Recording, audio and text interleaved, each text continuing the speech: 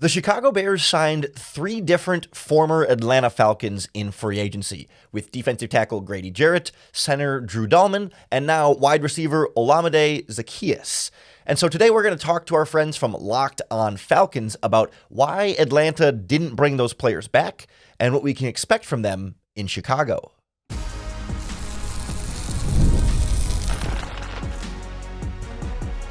You are Locked On Bears, your daily Chicago Bears podcast. Part of the Locked On Podcast Network, your team every day. This is Locked On Bears, and I'm your host, Lauren Cox. I'm here to bring you your daily, in-depth Chicago Bears news and analysis. You can follow me on Twitter at CoxSports1, and you can follow the podcast at Locked On Bears on TikTok, Instagram, Facebook, Twitter, and the Locked On Bears YouTube channel, where you can keep up with all of our video podcasts as well. Thanks for making Locked On Bears your first listen today. We're part of the Locked On Podcast Network, your team every day. Today's episode is brought to you by FanDuel Sportsbook. Right now, new customers can get $200 in bonus bets when your first $5 bet wins. Visit FanDuel.com to get started. On the show today, we talked to Aaron Freeman from Locked On Falcons about the new Chicago Bears from the Atlanta Falcons. First, we'll get to Drew Dalman and why Atlanta was interested in bringing him back, just not quite at the price tag the Bears ended up signing him for. Then we'll talk about Grady Jarrett and why there has been a decline as he's gotten older, but that doesn't mean he still can't be a productive force for the Bears on the interior. And then we'll learn about the ascent of now new Bears wide receiver Olamide Zaccheaus, who they signed late last week. Number 3 receiver, not anything that's going to be life-changing, but somebody who came to Atlanta as an undrafted free agent, worked his way onto the roster, worked his way into the starting lineup, and still has plenty of upside for this Bears offense. So a lot of great insight from Aaron, who's been covering the Falcons every day on Locked On Falcons for the last, 5, 6, 7 years. He's been doing this for a long time, and he's got some really good knowledge of what these players went through and what we can expect for them with the Bears. Joining us now on the Locked On Bears podcast is Aaron Freeman, host of Locked On Falcons here on the Locked On Podcast Network. Aaron, the Bears-Falcons offseason connections never seem to stop. Every single season, players are going back and forth, but appreciate you joining us. I guess, are you looking forward to more Bears coming there at some point this offseason? Yeah, at some point, Ryan Pace will be able to assert his will in the Falcons front office and bring nothing but former Bears that he drafted to this team. We already got the ball rolling with Leonard Floyd, so we'll get a couple more. But, it's nice to see this pipeline go both ways with some former Falcons going to the Chicago Bears. Yeah, the Bears are the ones who really kicked it off this offseason, first with Drew Dalman and then Grady Jarrett, and then can you say Zaccheaus' name again so that everyone can hear it right? Olamide Zaccheaus. Olamide Zaccheaus, the wide receiver. Well, let's start with Drew Dalman, the center. Why wasn't it a higher priority for Atlanta? Or, was it a priority for Atlanta to re-sign him, or why do you think ultimately they let him hit the open market and sign elsewhere?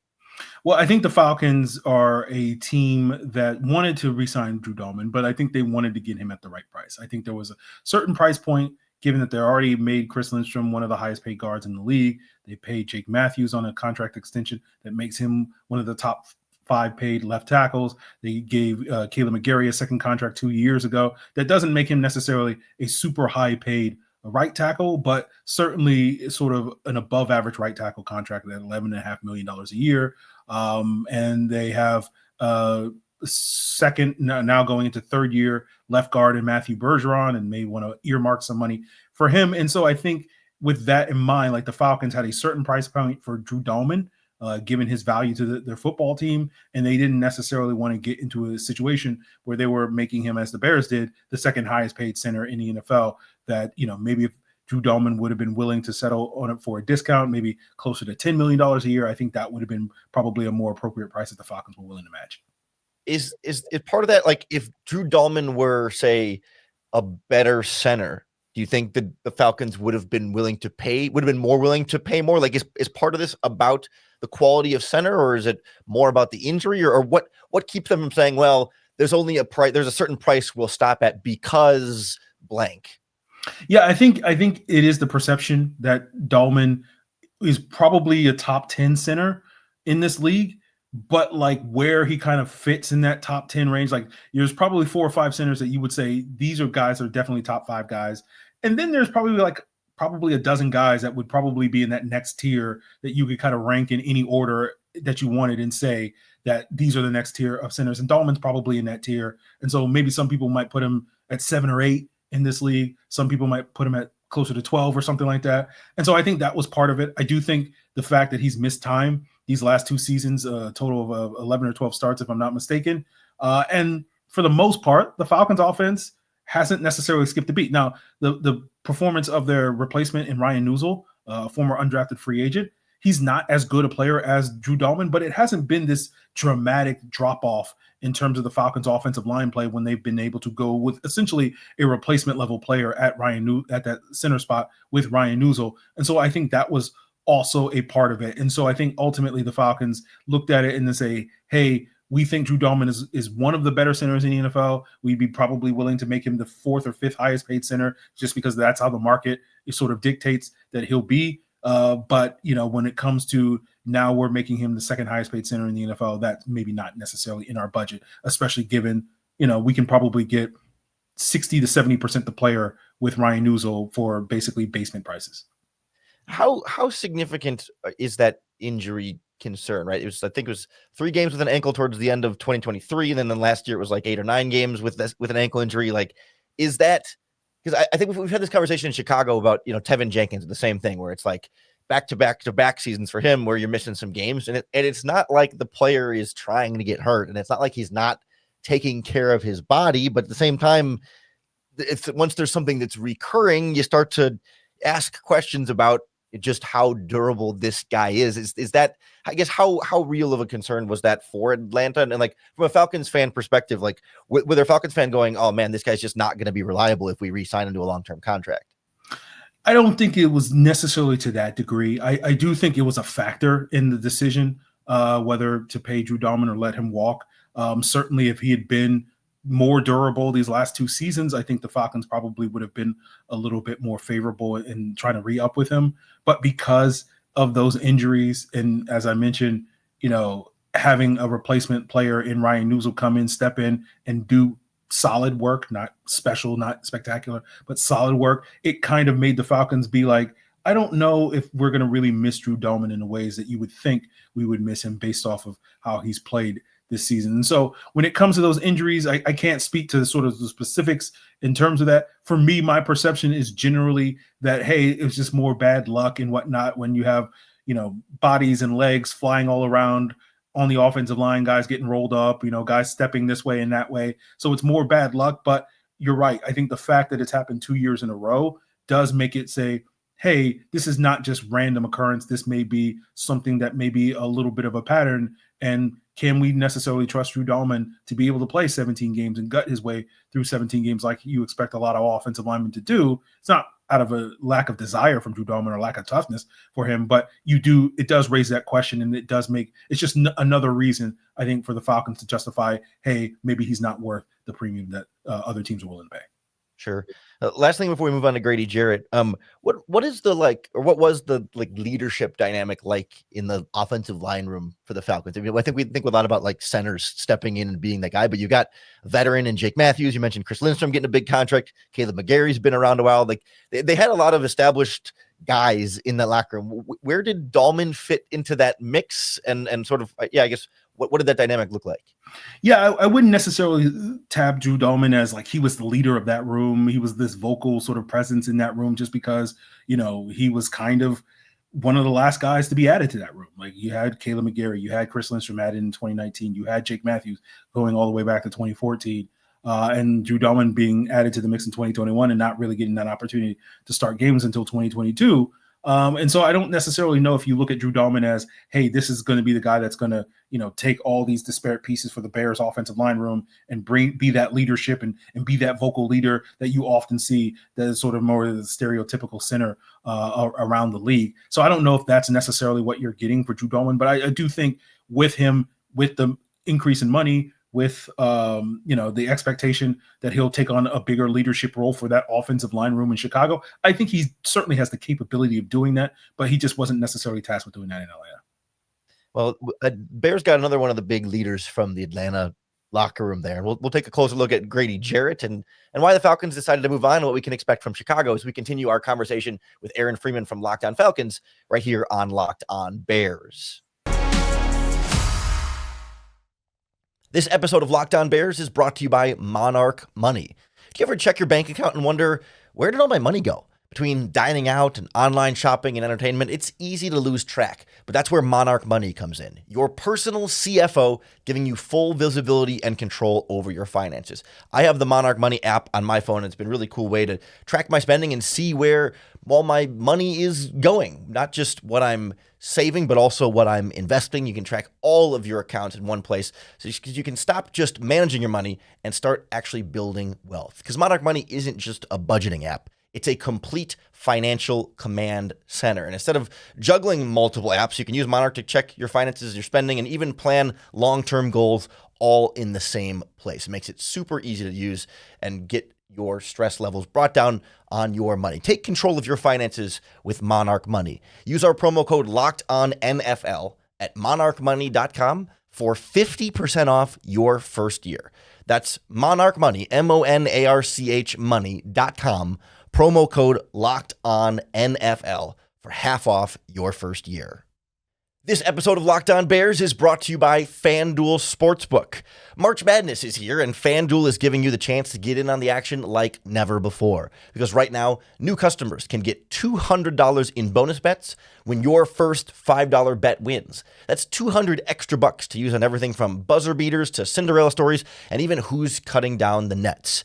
Whether you're riding the favorites or you got some underdogs you think are going to go far, FanDuel makes it easy to back them with spreads, totals, and game props. With tournament games happening almost every day, there's always something exciting to bet on in the FanDuel app that's simple to use. And when you win, you get paid instantly. No waiting around. And even if it's not college basketball, not your thing, that's okay. You can bet on the NFL draft. You can bet on the NBA season, NHL, MLB, soccer, tennis, boxing, you name it, they've got it all at FanDuel. So visit FanDuel.com for your chance at $200 in bonus bets and get in on all the college hoops action all tournament long. All right, continuing our conversation with Aaron Freeman from Locked On Falcons. We talked about Drew Dalman. I want to turn our attention now to Grady Jarrett. I think Bears fans are really excited about Grady Jarrett based on the reputation he has, and obviously a lot to really like about Jarrett. But the thing that jumped to mind right away for me is like, okay, well, clearly the Falcons didn't want to keep Jarrett around, at least not at the price tag he was working at. So is it, I guess why Jarrett had been there for so long. He'd played so well for so many years. What led Atlanta to say this just isn't cutting it anymore? Well, I think it boils down to money, right? Grady Jarrett was going into this season, which I believe was the last year of his contract extension that he signed back in 22 or 23, with a price tag with a cap hit of $20 million. And giving the diminishing returns that you've seen from Grady Jarrett these last couple of years, where you're no longer getting, I think the last peak season I would argue that he had in terms of his peak production was maybe 2022. And you've sort of seen a sort of steady step down in the year since, that he essentially the Falcons were hard pressed to justify paying him, $20 million at that point. And I think the Falcons' goal was to sort of get Grady Jarrett on sort of a series of sort of 1-year deals. And so they approached him with a restructure, and the Falcons had a certain price point. And I think Grady Jarrett felt like his market was a higher price tag at that point. And I think, that proved to be true with the Bears, willingness to give him $28 million over the next 2 years in guaranteed monies. And so I think ultimately it boils down less to the Falcons were done with Grady Jarrett and more just like there was a certain price that they were willing to pay for Grady Jarrett, and Grady Jarrett was like, I don't have to pay at that price. So, it led to his exit. How much of a step down has there been? I mean, there's a player who made 3 or 4 Pro Bowls or a couple Pro Bowls earlier in his career, but it's been a couple seasons since he's been at that level. I mean, we can see it in sack numbers and say, okay, he only had 2.5 last season, but I don't think sack numbers always paints a full picture, but it does indicate something there. So yeah, how much of a drop off has there been, or how much of a decline have you seen? Yeah, I would say his peak years were probably 2018 to 2022. And in those years, I think you would legitimately consider him one of the 5 to 7 best interior pass rushers in the NFL. He hasn't been at that level for a number of years.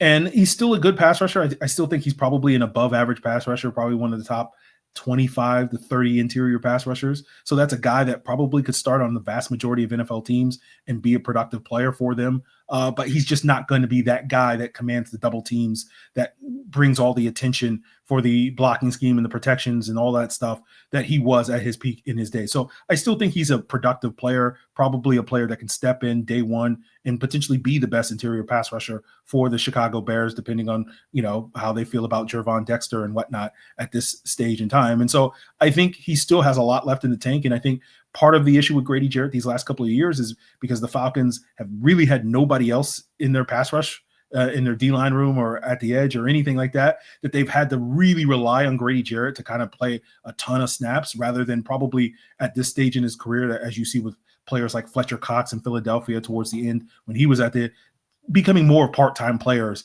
And I think that's the benefit I think the Bears will be able to allow him, because they just have a much deeper room of defensive linemen. And so they won't need to have to play Grady Jarrett 65, 70% of the snaps like the Falcons have had to do these last couple of years since he turned 30.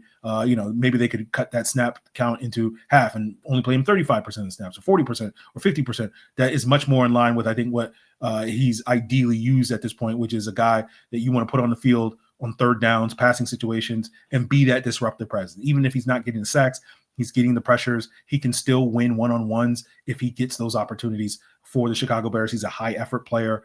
He's a disruptive run defender. He's not going to necessarily be a guy that you want holding the point of attack, but if you just want a guy that can attack upfield, knife into backfields, and disrupt run plays, Grady Jarrett can still provide that in addition to the pass rushing ability.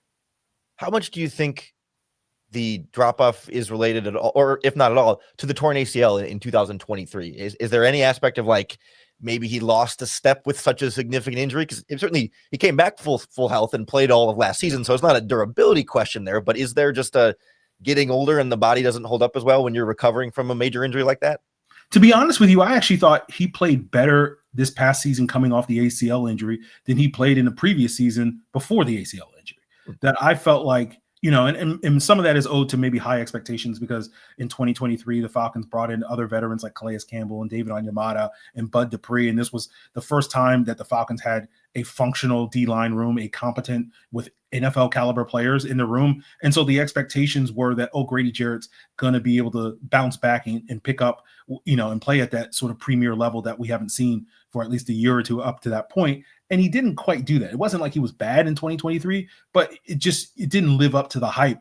And so that was, to me, a major concern coming off that ACL injury, where it's like, well, he wasn't nearly as good as we thought he would be prior to the ACL injury. And that's an injury that is probably going to limit him more. And I felt like, for the most part, again, relative expectations, that I thought he actually put together better film in 2024 than he did in 2023, even if he wasn't maybe getting as many pressures, or his pass rush win rate was not nearly as effective as it was maybe some of those advanced metrics would suggest you in the previous year. But I just think the body of work was much better this past season. So I don't know if the downfall, really, the ACL is that big of an issue when it comes to some of the decline in the play, that I actually think he responded reasonably well for that ACL injury, given his age and given the downward trend, as you suggest. Like, there was a realistic possibility that he would just completely fall off a cliff this past year, and I don't think that was the case. Yeah, that's really interesting. I appreciate the insight there. Last thing on him, similar question as Dalman, but we fell in love with Grady Jarrett as an introductory press conference, the way he carries a room, the way he carries himself, the confidence he has. How would you describe his role in the Falcons locker room, especially on a defensive line that you mentioned? Like, there was a while there where there weren't a lot of other high quality NFL players. It was kind of just him. Safe to assume, front of the room leader, voice kind of guy who helps raise the level of play of young players around him. Or what did that dynamic look like? Yeah, Grady Jarrett was sort of the template for the Falcons, where when Arthur Smith came into the building and Terry Fontenot, the Falcons general manager, came in 2021, and they purged a lot of some of the longtime Dan Quinn, Thomas Dimitroff guys, Matt Ryan, of course, Julio Jones, among others. And they identified guys like Jake Matthews and Grady Jarrett as, these are the guys that we want to build our culture around. That these are the guys that have the type of culture and leadership and character that we want to build around. And I think that's really what you get with Grady Jarrett. He's going to be that type of guy, that he's going to play with that sort of intensity, that passion. He's going to go out there, practice really hard. He's going to play really hard. You're not going to see him take snaps off. So if you're just looking from afar and you just want to see a guy that leads by example, Grady Jarrett is as good a leader by example as you're possibly going to have. He's not necessarily the guy that is going to necessarily want to get out in front and be that raw sort of guy. But if he needs to speak, like, he will speak, right? Was it talk softly and carry big stick, whatever the old phrasing or whatever. That's kind of what Grady Jarrett. And so when he does decide that he wants to say a thing, everybody's going to stop, shut up, and listen and be like, hey, this guy knows what he's talking about. So I think if you're looking for guys like Javon Dexter and Zach Pickens and some of these other young players that the Bears have on their defensive line to have that sort of veteran leader that they can emulate and see his approach, you're not going to find a better option than Grady Jarrett. Yeah, that's going to be really fun to see. I feel bad for Falcons fans losing a fan favorite like that. It's always tough to see a turnover that change. And those two are obviously the biggest former Falcons coming to the Bears, but I do want to take a little bit of time to talk about the wide receiver that came up through the Falcons, spent a couple of years elsewhere now before coming to the Bears, Olamide Zaccheaus. We'll go through what we can expect from him as a Chicago Bear next on Locked On Bears.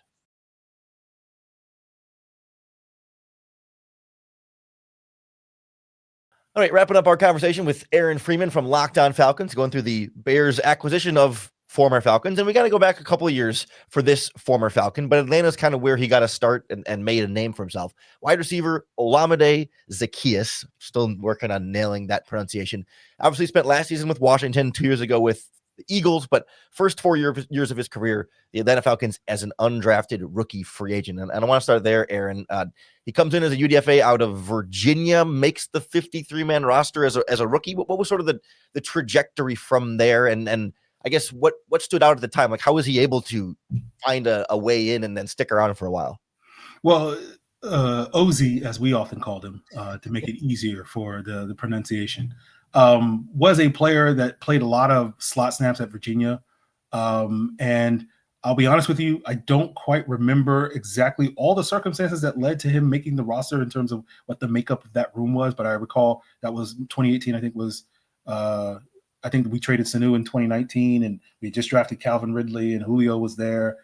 So there was an opportunity for, we drafted Russell Gage in the 6th round to play special teams. So there was an opportunity for somebody to sort of earn one of those back end depth roles with Ozzy making the team. And because of how productive, a lot of people, I remember when the Falcons were able to get him as an undrafted free agent, a lot of people were, I saw some draft grades that had him as like a 4th round talent or whatever. And so he was one of these sort of higher profile undrafted free agents I can recall the Falcons getting in terms of that quote unquote draftable talent. And I think he showed that from the jump and showed that like he had a role on his team and brought some, early in his NFL career was a part-time player, but you saw a lot of the sort of explosive vertical stretch element, even though that wasn't necessarily something he specialized in throughout his college career, that he was more of that possession underneath guy that could win in the slot, but you saw that vertical stretch ability. And then as the time wore on, he just became more of that sort of guy that is not the sexiest wide receiver, but just somehow it finds a way to, on a 3rd and 7 to get open and convert those chains. And that's something that he's continued to do since leaving Atlanta. So he's just one of those players that I think, will find a role, particularly if you're just looking for another option that with all the focus in Chicago with defenses paying to DJ Moore and Rome Odunze, that if you're going to throw Ozzy out there in the slot and whatnot, that he'll find opportunities. He'll come up with a big catch or two every now and then. I infamously compared Darnell Mooney to him when the Falcons signed him and thinking, Darnell Mooney's not going to have that type of impact for the Falcons. He'll have an impact similar to OZ. And that was a compliment to me, but it was a kind of a diss given how much money the Falcons were paying. Obviously, Darnell Mooney blew those expectations out the water. But like that's the kind of player that I think the Bears fans can expect. Maybe a little bit more of a physical capability than Darnell Mooney, maybe not quite the sort of field stretching ability that Darnell Mooney has in terms of the speed, but that type of player that, the good version of Darnell Mooney. I know there was ups and downs with Darnell Mooney in Chicago, but that guy that just seemed to make a catch or play every now and then, you're like, oh yeah, that guy can do some damage. That's kind of what Olamide Zaccheaus can bring to the table. What happened to the Falcons receiver room where he comes in, as you mentioned, Julio Jones, Calvin Ridley, Mohamed Sanu, and the 3 years later, Zaccheaus is kind of like a borderline starter in 2022 because it was pretty much like him and Drake London and I guess because my question here is sort of like, did Zaccheaus like quote unquote work his way up into the starting lineup, or was it kind of just like, hey, by default we need 3 wide receivers out here, and you've been here for a while and you're pretty good, so that's the plan, that's what we're rolling with, good luck? He did work his way up, but it was, when you look at all the players that the Falcons got rid of, Julio Jones in 2020, where they got rid of Mohamed Sanu in 2019. They traded away Julio Jones in 2021. They traded away Calvin Ridley in 2022. That, it was just kind of looking around the room and it's like, who else is here? And it's like Drake London. They bring in Drake London, and it's like, who else is actually a functional, capable NFL wide receiver? Tajay Sharp? No, that's not going to work. Laquan Treadwell? Demir Bird was in that depth chart. Yeah, it's like, it's like Laquan Treadwell, Demir Bird, like, no. And then Ozzie was just kind of the by default, as you said, the guy that was like the most competent of all the other guys. And I think he's gone on to show that he has that sort of level of competence, being able to play for teams like Washington and Philadelphia in the years since. But, it was more of probably all the players that the Falcons lost than necessarily the growth in individual development of Olamide Zaccheaus. Why did they let him go after that 4th season? And he signs with Philadelphia instead. But it looks like it was the same coaching staff. I know they were trying to upgrade the wide receiver room, I'm sure, but why was he not ultimately brought back? Well, I don't know if you know this, Lauren, but Arthur Smith has this fascination with giant wide receivers. That if you're not 6'3", 220 pounds, he doesn't want you on your team.